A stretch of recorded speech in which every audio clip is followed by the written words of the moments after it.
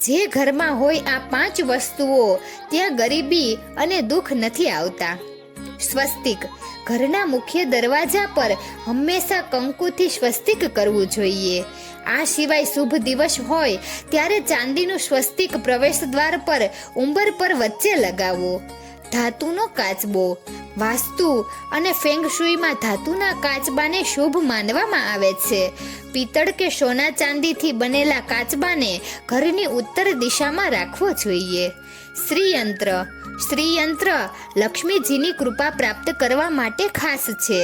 તેને સ્થાપિત કરી નિયમિત તેની પૂજા કરવાથી માતા લક્ષ્મીના આશીર્વાદ મળે છે. ગોમતી ચક્ર.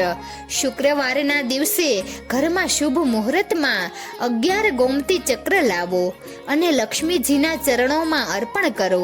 ત્યારબાદ પૂજા કરવી અને પૂજા કર્યા પછી આ ગોમતી ચક્રને લાલ કપડામાં બાંધી તિજોરીમાં રાખી દો. શંખ. શુક્રવારના દિવસે વિધિ વિધાનથી પૂજા કરી અને ઘરમાં દક્ષિણાવર્તી શંખ પધરાવો. ત્યારબાદ રોજ તેની પૂજા કરો.